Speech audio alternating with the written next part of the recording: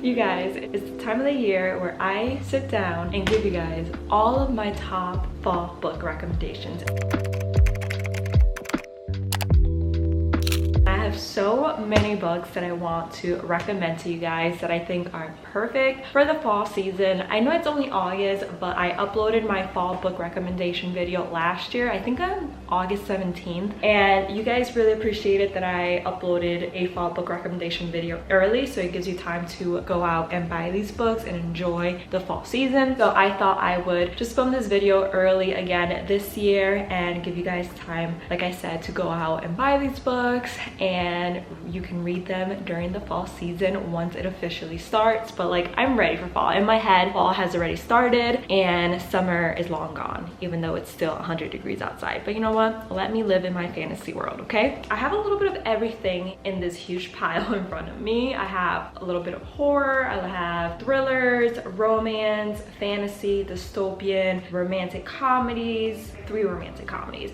Most of these books are thrillers and horror books, I'm not gonna lie, just because I feel like the fall season is perfect to read thrillers. Not so much romance. I guess romance is also good, but I'm a huge thriller reader during the fall season. With that being said, let's just jump right in and let me share all of my fall book recommendations with you guys. The first book that I want to recommend to you guys is The Final Girl Support Group by Grady Hendrix. I can't remember if I recommended this last year in my fall book recommendation video, which by the way, I'll have that video linked down below because I think there's some really good book recommendations in that video that you can still read this year if you didn't get a chance to read those books yet. I think you'll like this book if you are a fan of horror movies like Scream, Halloween, Nightmare on Elm Street, Jason. It follows a main character named Lynette, who's a real life final girl. She survived an attack on her life, and for years she's been attending this meeting with other final girls. Out of nowhere, one of the girls in their group ends up being murdered, and Lynette is starting to fear for her life, thinking that whoever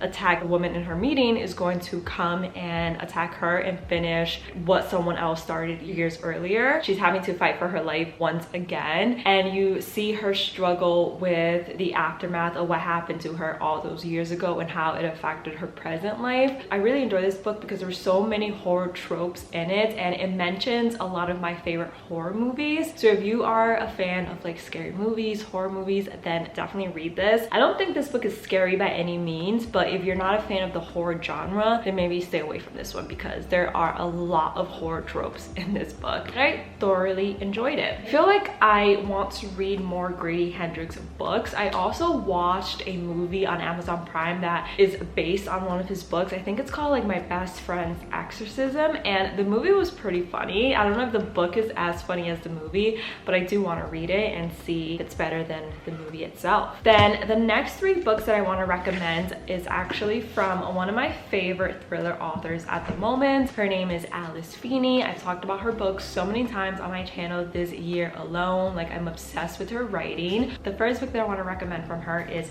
Daisy Darker. I ended up giving this book a 5-star rating. It's probably one of my favorite all-time thrillers. It is a murder mystery. It is super fast-paced. The twists are unpredictable. Like, I was at the edge of my seat. Every time I thought I could predict what was going to happen next, I was proven completely wrong. And this one basically follows a family who is going to their grandmother's birthday. I think she's turning 80. Yeah, she's turning 80, and they're basically stuck on this island and they can't leave the island until the tide goes down. At midnight, the grandmother is actually found dead, and every hour after that, another family member is found dead. So they have to figure out who is trying to kill them in order to survive the night. If you're a fan of murder mysteries, definitely read this book. You're going to love it. I'm obsessed. I'm probably going to reread this book this fall because I loved it so much, and I think I finished this book in one sitting because I did not want to put it down. It's also a very short thriller, which I love. I can't stand when a thriller is super long and it feels like the plot is being dragged on. This one gets you from the very first page, and then when you read the last chapter, you're like, what?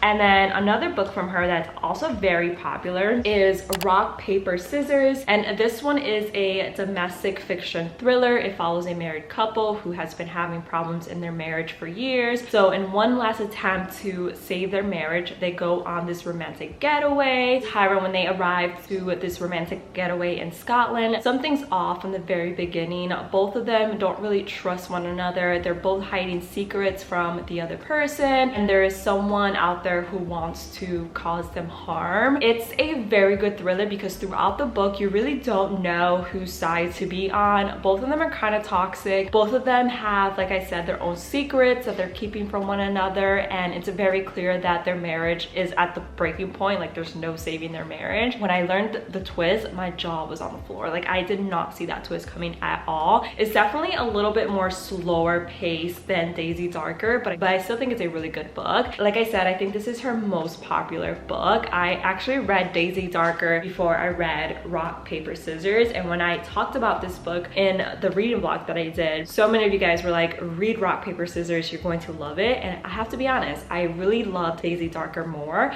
but I still think that Rock, Paper, Scissors is a great thriller and I highly recommend. Another book from her that I didn't really like, but I can see the hype behind it, is Sometimes I Lie. And this one basically follows a main character who wakes up from a coma, but not really, because she's awake and can hear her surroundings. She can hear what everyone is saying around her. She can feel people touching her, and she's very aware, like her brain is working, but she can't open her eyes, so the people around her have no idea that she's actually awake. Throughout the book, she's trying to figure out what exactly happened to her, like how she landed in a coma. She doesn't really trust her husband, she doesn't trust her family, and throughout the book you're trying to figure out if she's the one that's lying or if the people around her are the ones that are lying. There was a very graphic scene that I didn't really like about sexual assault. Please look up the trigger warnings before you read this book. It was very slow compared to her other two books that I read, so I didn't enjoy it as much, but I know that a lot of people enjoyed her writing and enjoyed this book specifically, so I'm going to include it. I have another two thrillers from Lucy Foley, and if you've been watching my channel for a while, you know that I'm actually not a fan of this author, but I know that a lot of people love her writing. Her writing is just not for me, so for that reason I'm still going to include these books. They're basically the same book in my opinion, but the books are The Hunting Party and The Guest List. They follow the same exact format. Both of these books are murder mystery. They follow a group of people and you don't really know who the victim is while you're reading the book. You find out at the very end and you don't know who the murderer is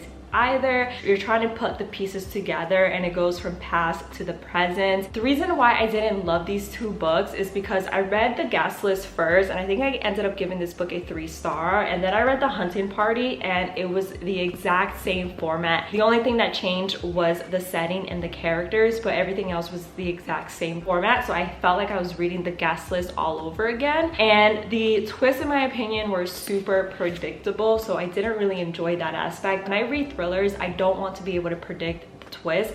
I want to be taken by complete surprise. It's always a huge letdown when I'm able to guess what the big twists are. So for that reason, these aren't my favorite thrillers, but like I said, so many of you guys enjoy her writing, so I'm including it in this video. And also I think the scenery and the vibes are perfect for the fall and winter time. All right, and then we have Behind Closed Doors by B.A. Paris. I absolutely loved this book. This is a domestic fiction thriller. It follows a married couple who from the outside seem to have it all. They seem to be like the perfect it couple. The wife is the perfect stay-at-home wife. She has dinner ready. She throws like these elegant parties. The husband is a hard worker. He's wealthy. He brings home a lot of money. And like I said, they seem to be like the perfect couple, but behind closed doors, they're not what they seem. He's actually very abusive towards her psychologically. I don't think he's physically abusive to her. I don't really remember, but I do know that he's really psychologically abusive towards his wife. While I was reading this book, my anxiety was through the roof, but I could not stop reading it. It was such a good book. I absolutely loved how it was told, how the story was written. Highly recommend. If you want a thriller to have you at the edge of your seat, then definitely pick this up. Just look up the trigger warnings because like I said, it deals with a lot of psychological abuse, so it might not be for everyone, especially if you have found yourself in a similar toxic relationship as the main character in this book. The only thing I didn't really like about this this book was the ending. I felt like the ending was very abrupt. Bless you. I feel like the ending was very abrupt. Other than that, I loved everything about this book. And then we have Home Before Dark by Riley Sager. This is a horror slash thriller book, and it follows a family who lived in a haunted house, and in the middle of the night they flee from this haunted house and they never go back until the daughter is a lot older. I forget how old she is. When she's an adult, she returns to the haunted house after her father dies to renovate it and to eventually sell it. She doesn't really believe the stories of the house being haunted because they fled the house when she was still very little, so she doesn't have a lot of memory of what happened in the house. So she kind of has grown up to believe that everything her parents have told her about the haunted house isn't true. So she goes into the house and stays there to renovate it without really thinking much of it, but strange things start to happen. So she starts to question, like, was my father telling the truth all these years? Is this house really haunted or something else going on? It's kind of like a Amityville retelling because a lot of the things that happen in this book kind of happen with the Amityville horror house. Like, if you're familiar with that story, then you know exactly what I'm talking about. But somehow I still enjoyed it, and I actually have a reading vlog reading this book. For the first half of the book, I was actually really scared and I kept looking over my shoulders because I was reading this book home alone. And then after the second half, I wasn't scared as much. Just don't read this book alone if you scare easily because it is a little spooky, especially at the beginning. Alright, you guys, my baby boy woke up from his nap, so he's currently playing with his dad in the background if you hear noise. The next couple books that I want to recommend to you guys is actually part of a series, and it is the Shatter Me series. I'm actually in the middle of finishing this series. I think I only have maybe 1 or 2 books left, but I love this series so freaking much, and I think it's perfect to read in the fall and winter time, mainly because I think the books take place in winter time. Like, the scenery is very cold. I don't know, I'm pretty sure it's winter time, but don't quote me on that. Anyways, this series is a dystopian YA series. It follows a main character named Juliet. She has a special gift, which if she touches anyone, they die. I'm not laughing at the fact that that's her gift. I'm laughing at my baby boy. He's literally right in front of me going crazy, playing with his dad on the swing. There's also a little bit of romance in these books, which is really fun. And it follows 2 other characters who I'm obsessed with, Kenji and Werner. Listen, just go read this series. It's very YA. It was written in like 2014, 15, 16, 17. And the writing is very much from that time, but it's so addicting. Like, I don't know what the writer puts in these books, but once you start one, you can't put it back down. So I highly, highly recommend to start this series in the fall. Love it so much. I also want to recommend 2 books that take place during a school year, which is why I'm recommending it to you guys. It's actually 2 books that I recently read. The first one being The Way I Used to Be by Amber Smith. I love this book so much. It's a very sad book. Definitely look up trigger warnings before you start it. I annotated the crap out of it. That's how much you know that I love it. But it follows a young girl who was sexually assaulted by her best friend's brother during her freshman year of high school. The book is broken down into 4 different parts. Each part correlates a high school year. So you basically see the girl go from being a freshman to being a senior in high school. And it's a very powerful story of a young girl's survival and learning how to cope with what happened to her and the only ways that she knows how to. The writing is 10 out of 10. And since it takes place during the school year, if you're currently in school, maybe you want to read a book where the main character is also in school just like you, especially since the sequel comes out in October. So you can read the first book and then you can read the sequel once it comes out. And then the next book that I want to recommend is You'll Be Home Now by Kathleen Glasgow. This also follows a high school student. Her name is Emery, and she's basically struggling to cope with the fact that her older brother is addicted to drugs. Is he laughing? Hold on, I need to see my baby laughing. 1 second. Like I was saying, the main character is basically struggling with the fact that her older brother is addicted to drugs, and throughout the book you really see her grow into herself, and she learns that it's okay to not be hidden and to allow herself to be seen. It's a very powerful book because it not only shows how drugs affect the person that's addicted to them, but it also affects everyone around them, like their family members and their friends. It's another really sad story, but I also think it's an important book because of the fact that drugs are a huge problem in our society. I also annotated the crap out of this book because there are so many good quotes. The dialogue in this book was 10 out of 10, and I just loved seeing how much the main character grew as a person. Not only her, but also her parents grew so much. A very good and realistic representation of how drugs can affect literally everyone. The next two books that I want to recommend are actually part of a series, and it is the Daughter of the Pirate King series. I love these books. This is a YA, I guess, fantasy because it involves pirates. The main character in these books, her name is Alosa. Absolutely loved her character. She's so sassy, so stubborn, so strong, such a badass female, and I loved everything about her. I literally have no complaints about her character at all, which is very weird for me, especially when it comes to YA novels, because normally YA novels I find that the main character can be a little immature, especially because it's YA and because of the age. But Alosa was 10 out of 10 for me. I love the little romance bits that we got in these books. If you're unfamiliar with this series, there's two books, I think. There might be a third coming out, but don't quote me on that. First book is Daughter of the Pirate King, and in this book you basically see Alosa go on a mission for her father, and she's trying to retrieve part of a treasure map. And then in Daughter of the Siren Queen, you basically see Alosa go on another adventure with her pirate crew, and she's trying to figure out, I think she's still trying to figure out the same treasure from the first book. I don't really remember the specifics. It's been a while since I read these two books, but it's a very good series. And if you are a fan of the Pirates of the Caribbean movies, then I feel like you'll love these books because Alosa is very much a female Jack Sparrow, and I'm obsessed with those movies. So I'm telling you, if you like those movies, then you're going to love this series. Then I have two more books.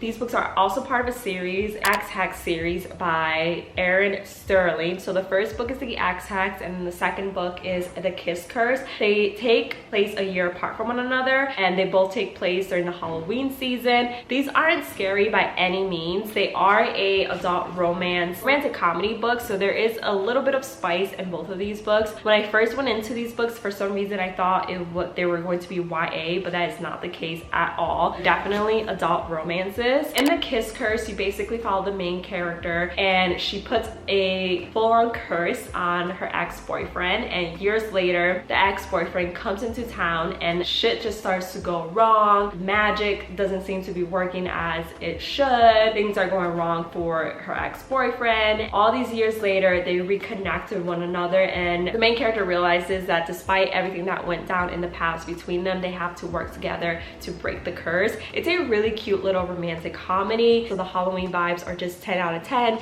There's a talking cat, there's witches, there's ghosts, just two very lovable books. I think I got these mixed up. Yeah, I definitely did. So the Axe Hacks is the one where the main character puts a curse on her ex-boyfriend, and then The Kiss Curse follows the main character's best friend from the first book, Gwen, or Gwen. I always forget how to pronounce that name, but it follows her and another witch, and it's basically like enemies to lovers, because when they first meet, she doesn't really like Wells, but then weird things start to happen around their town, and things are happening with their magic, so they have to kind of pair up and put the differences aside, figure out a solution to save the town and save their magic. So very similar to the Axe Hacks, but just follows two different characters. I actually enjoyed The Kiss Curse 10 times more than I enjoyed the Axe Hacks. That's just my personal opinion. I feel like this one was a lot funnier and a lot more lighthearted, and I loved the main character, but I still think these two books are perfect to read in the fall season, especially during October, because like I said, the books take place during the Halloween season. And then another book that I think is perfect to read like during the October Halloween season is The Dead Romantics. This is a romantic comedy, and it wasn't my favorite romantic comedy, but I still very much enjoyed it. And it basically follows a main character who can see ghosts. She goes back to her hometown for her father's funeral,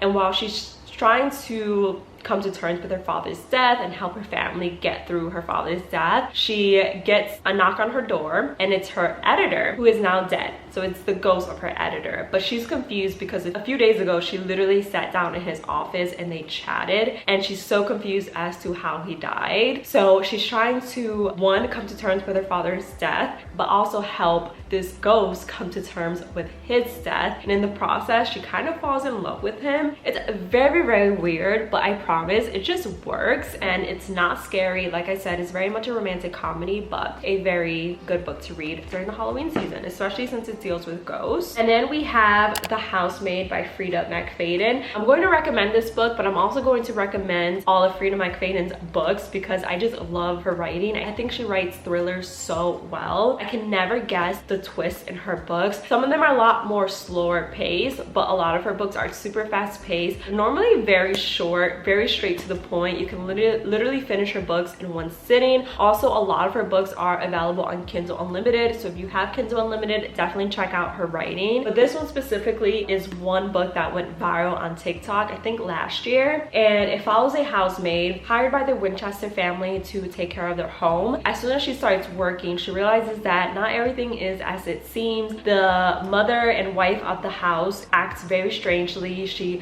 forgets things, she lies about her daughter's allergies. Like, it's a very much psychological domestic fiction type of thriller. Millie was recently released from jail, which is why she decides to deal with the madness of the Winchester family, but she ends up being locked in an attic and she's trying to fight for her life and try to figure out how to survive. I honestly don't think my explanation does this book justice. It's very hard to explain without giving too much away, but just read this. It's definitely a good thriller. I'm in the middle of reading the sequel. I'm actually reading The Housemaid's Secret now. And then I have The Maid by Nita Prose. If you have been watching my videos for a while, then you know that I'm actually not a fan of this book, but I'm including it because so many people did enjoy this book. It's marketed as a thriller, but I'm going to tell you right now that it's more of a slow-paced mystery. It's definitely a murder mystery, and it follows a maid who discovers the dead body of a guest, and quickly she becomes the main suspect in the murder. And throughout the book, she has to try to prove her innocence. Like I said, it's a very slow. I didn't know that going into this book. When I first picked it up, I thought it was going to be a super fast-paced book and that it was going to have me at the edge of my seat. It did have me at the edge of my seat, but because of boredom. Like, I struggled to finish this book and it was pretty darn short. Like, I don't even think it's 300 pages. That's how short it is. But I know that some of you guys might appreciate a slow murder mystery, so I'm including it just in case. And then I also want to recommend A Lesson in Vengeance by Victoria Lee. This is a YA LGBTQ romance. This is like a dark academia novel, and it basically follows a main character named Felicity who is at a boarding school called Dalloway School. 5 girls died mysteriously and they were all considered to be witches, so it's perfect for the Halloween season because there's witches involved, dark magic, very much dark vibes. I think this is the first and only this is like the first and only dark academia book that I've read. I read this last year during the Halloween season. And then I also want to recommend the Inheritance Game series. I own the entire series, but I, for the life of me, don't know where I put the other 2 books. I moved earlier this year and I feel like I don't know where I put half of my books. I truly don't know.